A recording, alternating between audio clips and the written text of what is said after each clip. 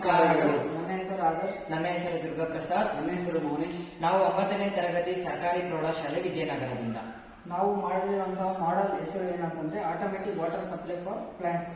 ಏನು ಮೇನ್ಲಿ ಆಗಿ ಅಂದ್ರೆ ಗಿಡಗಳು ಅಥವಾ ತೋಟಗಳು, ಹೊಲಗಳು, ಈ ರೀತಿಯಾಗಿ ಹೊಲಗಳು ಇರ್ತಾವಲ್ಲ, ಅದು ಗಿಡಗಳಿಗೆ ಆಟೋಮೆಟಿಕ್ ವಾಟರ್ ಸಪ್ಲೈ ಮಾಡುವಂತ ನಾವು ಒಂದು ಐಡಿಯಾ ಮಾಡಿದೀವಿ. ಇದು ಹೇಗೆ ಅಂದ್ರೆ ವಾಟರು ಯಾವ ಗಿಡ ಆಗಲಿ ಹೊಲ ಆಗಲಿ ಅದರಲ್ಲಿ ವಾಟರ್ ಯಾವಾಗ ಕಡಿಮೆ ಆಗುತ್ತೋ ಅಥವಾ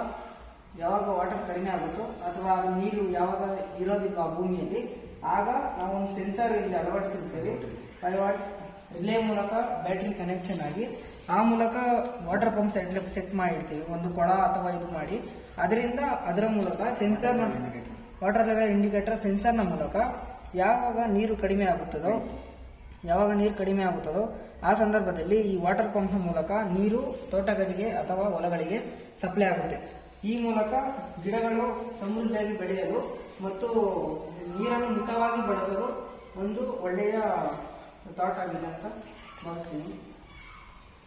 ಇದು ಎಲ್ಲ ಕಸದಿಂದ ನಾವು ಮಾಡಿರೋ ಕಸದಿಂದ ರಸ ಅನ್ನೋ ಥರ ನಾವು ಇದು ವೇಸ್ಟ್ ಐಸ್ ಕ್ರೀಮ್ ಬಾಕ್ಸ್ನಿಂದ ಮತ್ತು ಇದು ವೇಸ್ಟ್ ಯೂಸ್ ಬಾಕ್ಸ್ನಿಂದ ಮತ್ತು ಇದು ಕಾರ್ಬೋನಿಂದ ಎಲ್ಲ ಮಾಡಿರುವಂತಹ ಐಡಿಯಾ ಆಗಿದೆ. ಮುಂದೆ ಹೇಗೆ ಯೂಸ್ ಆಗುತ್ತೆ ಅಂದರೆ ಯಾವಾಗ ರೈತರಿಗೆ ಅಥವಾ ಕೆಲಸ ಇರುತ್ತೆ ಆ ಟೈಮ್ ಟೇಬಲ್ ಸೆಟ್ ಮಾಡಿ ಆ ಸಂದರ್ಭದಲ್ಲಿ ಸೆನ್ಸರ್ನ ಮೂಲಕ ನಾವು ತೋಟಕ್ಕೆ ಹಾಕ್ಬೋದು ಅನ್ನೋ ರೀತಿ ನಾವು ಥಾಟ್ ಮಾಡ್ತೀವಿ.